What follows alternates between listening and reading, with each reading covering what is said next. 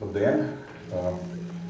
Man gan jāsaka, ka skaņa ir kaut kā saregulējama. Regulējumi. Man jāsaka, ka mans tas identitāte vairs nav vārdu piegādātājs kopš pagājušā gada jūlija, un manas nodarbes pavisam citādas, tās vairāk ir saistīts ar publisko lauku, un es biju ļoti pārsteigts, kad Inga man uzaicināja par to runāt, bet es laikam piekrītu, jo man likās, ka tas ir tā vērts drusku parunāt par to, jo man nedaudz, kaut arī tas ir attālināts skatījums uz šo pasauli, ir dažas stāpes par šo lietu, un tās ar tām es šodien gribētu dalīties. Par pašu vārdu un vārds kā spēks, tad, ja mēs nākam te lejā, tas drusku izklausās tāds reliģisks pasākums, un es ceru, ka nav iecerēts tagad. Bet es gribētu runāt par vārdu, par stāstu, un man liekas, ka vārdu un stāstu viss ir kārtībā sabiedrībā. Stāsts ir tikpat stiprs kā vienmēr, un daudz gadsimts tāds ir bijis. Notiek fundamentālas izmaiņas ar to, ko mēs varētu definēt kā stāstu pārraidīšanas sistēmas. Stāstiem ir jācirkulē brīvi sabiedrībā, tie veido sabiedrību, tie veido valstis, tie veido mūsu pieņēmumus, mūsu priekšstats, un pēc tādiem stāstniekiem cilvēki ir domājuši par dažādām lietām, kā stāstus pavairot, un viens no pirmajiem formātiem, ko mēs Latvijā pazīstam, tā bija Glika Bībele, tas bija pirmais lielais informācijas fails, kur latvieši uzzināja par ziloņiem un daudzām citām lietām. Pēc tam, protams, lietas ir strauji attīstījušās un mainījušās. Un attīstoties dažādām sistēmām, viņas ir veidojuši sabiedrību un ietekmējuši sabiedrības gaitu. Un mēs šodien runāsim par mēdījiem, par viņu paradigmām. Inga man lūdzu runāt par to, vai ar vārdu var nosist banku un mušu. Es domāju, ka nevar nosist ne mušu, ne banku. Es neesmu dzirdējis, ka kāds kliegt uz mušu, viņi nokrist zemē un nomirt. Bet tas ir, visticamāk, tas vecais labais joks par to, kas ir kopīgs ministram un mušai. Tā atbildes, ka viņas abas var nosist ar avīzi. Tā tiešām kādreiz bija. Šodien vairs tā nav. Mēdīju kā ceturtās vārds metaforu, kur noformulējas Edmunds Bērts. Maigi izsakoties ir novecojis un prasās pēc krietnes revīzijas. Tehnoloģiskā iespēja un to radīto sociālo efektu rezultātā mēdīju loma un vieta sabiedrībā, lai arī tā līdz galam nav apjēgta, fundamentāli mainījusies. No profesionāla žurnālistikas tā ir izaugusi līdz visaptvarošam globālam komunikāciju procesam, kur dimensijas šobrīd ir grūti aptverams. Ar mēdīju un komunikācijas telpas Arī mēdīju komunikācija tādu robežu praktiski nav iespējams vairs definēt. Tās dinamiski mainās, realizējoties ar vien jaunās un jaunās formās. Evolūcijas process, pārceļoties uz Homo sapiens, ir radījis jaunu cilvēku vajadzību paradigmu. Vajadzību iekļauties un funkcionēt globālajā komunikācija tīmeklī. Šī vajadzība īsā laikā, dažās dekādēs, ir kļuvusi par dabisku un neatņemamu cilvēku dzīves sastāvdaļu. Pēc būtības vecā labā Abrahama Maslow piramīdē veidojas pilnīgi jauna struktūra.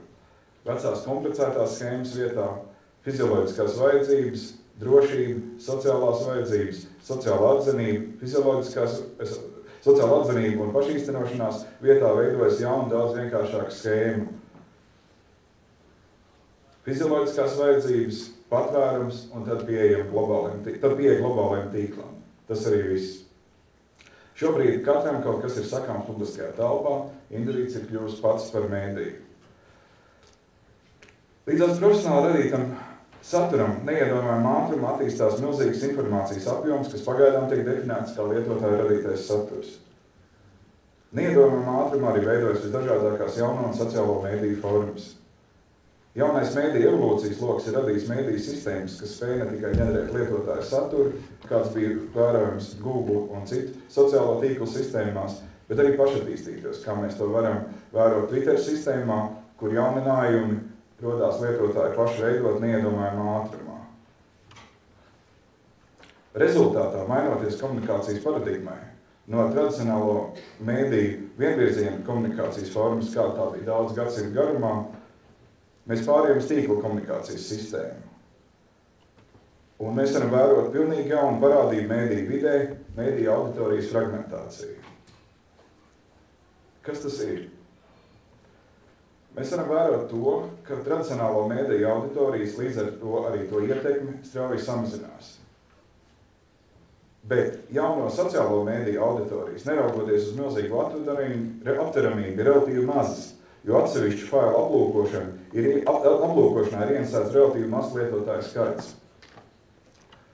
Līdz ar to mainās lietotāji, līdz ar to mainās mēdīju un lietotāju attiecības. Būtiski izmaiņas ietuši arī tradicionālā mēdīju biznesa modeļi. Fundamentālie mēdīju biznesa stūrakmeņi, satura pārdošana par naudu un reklāmas modeļu pārdošana, īpaši drukātajos mēdījos, liek aizvien biežāk mēdīju īpašniekiem kasīt pakaus un domāt par investīciju lēmumu pareizību. Sāk trūkt resursi attīstībai un daudz apspriestie tradicionālā un jaunā mēdīju simbiozes modeļi pagaidām devuši nekādu efektu. Rezultātā sāk rasties fundamentāls nobīdes klasiskajās mēdīju funkcijās. Es jums tās atgādināšu. Informēt, izglītot, izklātēt. Pāri visam sabiedrības sarksuņu funkciju. Glika laikā par bībeli maksāja 2 dālderus. Zirgs tajā laikā maksāja 10 dālderus. Varat iedomāties, ko tajā laikā maksāja zirgs. Ko nozīmē zemniekam zirgs, bet bībeli pirka. Šodien informācija vairs nav prece, tā ir pieejama visur, jebkurā laikā par velti. Vienīgi izglītošanas un izklaides funkcija ģenerē tik nepieciešamos resursus.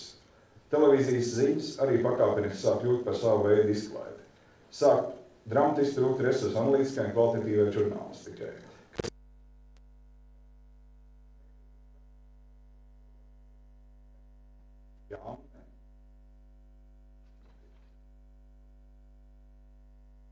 Mēdīja un sabiedrība. Vai mums ir problēmas ar preses brīvību? Noteikti nē. Komunikācijas sistēmas strauja attīstība ir radījuši neierobežotas informācijas plūsmas, kurā nav sarežģījuma ar tādām vecmodīgām problēmām kā cenzūra vai vārdu ierobežojumi. Drīzāk otrādi. Vai mums ir problēmas ar vārdu spēku? Jā. Kopējā komunikācija masā tas ir zaudējis savu nozīmi. Un procesa kvantitīvajās izpausmēs mēs sākam zaudēt procesa kvalitāti un parādās zinām riski sabiedrības normālai funkcionēšanai. To ir daudz, un par tiem šobrīd ir maz runāt, jo maz ir runāt parādības ir. Bet es gribētu, ņemot vērā savu jauno nodarbi, runāt par 2 aspektiem, un tie ir informācijas asimetriskums un izmaiņas kultūra telpā. 2 lietas. Katra normāla demokrātiskai sabiedrībai ir jāpieņem lēmumi, un lēmumi jāpieņem publiskajā telpā. Un ārkārtīgi svarīgi lēmumu pieņemšanas procesā ir informācijas simetriskums. Fragmentējoties mēdīju auditorijai, informācija kļūst arvien asimetriskāka. Un sāk kļūt arvien grūtāk pieņemt publiski svarīgus lēmumus. To es redzu savā ikdienas darbībā, sēžot pie galda, debatējot par dažādiem sabiedrībai būtiskiem jautājumiem, cilvēki ierodās arvien savādāk un savādāk pieeja un priekšstatiem par to, kā lietas būtu risināmas. Otra lieta ir izmaiņa kultūra telpā. Un šī ir vairāk profesionāļu vidē diskutēta, ja apskatīt mēdīju funkciju, un tā ir stereotipu un priekšstatu radīšana un atražošana. Kas tad pa lielam ir mēdījis? Pa lielam mēdījis ir milzīga, jeb liela stereotipus atražojoša un priekšstats radoša mašīna. Ko es ar to domāju?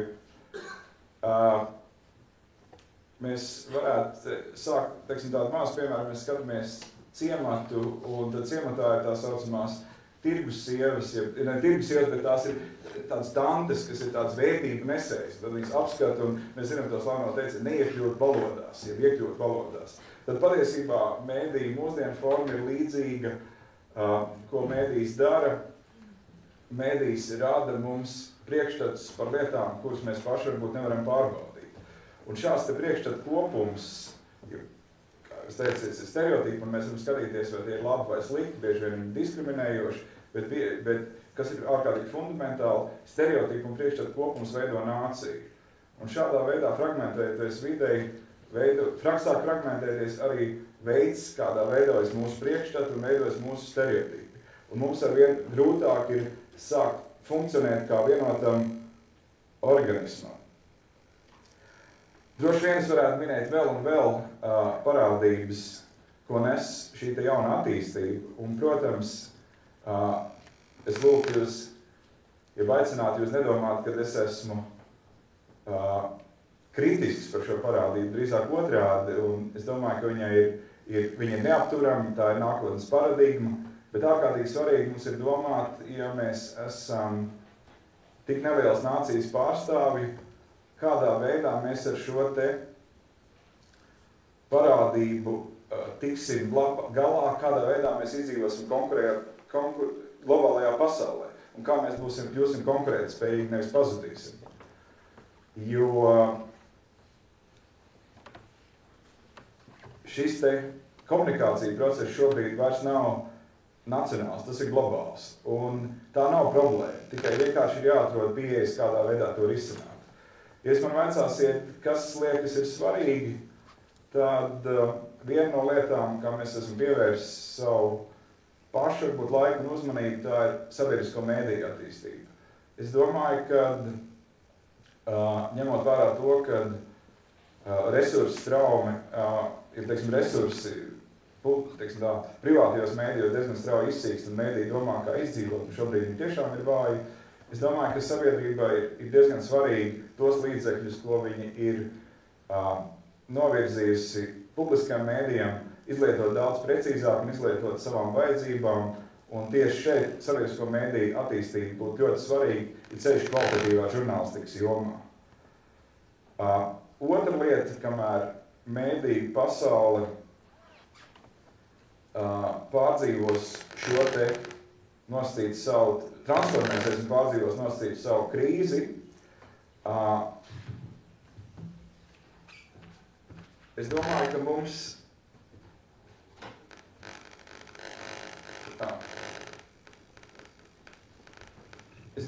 pilnīgi pieaugs viedokļu līderu loma. Un šeit, es domāju, ka ir jautājums arī sabiedrībai ir jādomā par ļoti kvalitatīvu sabiedrisko, ļoti kvalitatīvu politisko procesu, jo vienkārši šī brīdī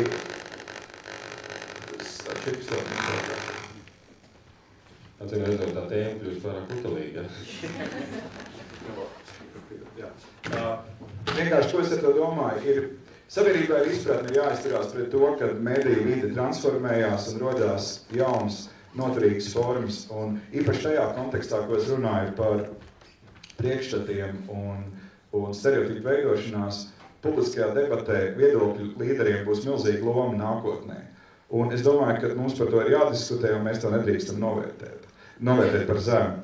Un trešā lieta, kas man liekas ārkārtīgi svarīga, bet arī par to nav sevišķi daudz runāts, mums ir vajadzīgi savi stāsti. Un man liekas, ka Latvijai daudz lielāka uzmanība ir jāpievērš kīnā. Kino rāda brīnišķīgs stāsts par nāciju, kas viņus satur kopā. Un mēs neesam neko tālāk savā kino attīstībā tikuši par Rīgas atbrīvošanu un pēdējais bija laikam arī par caru laikiem. Mēs neesam radījuši modernos mītus. Un man liekas, ka kino ir milzīga iespēja to izdarīt. Un man liekas, ka Latvijas valstī ir daudz vairāk jāiegulda kino.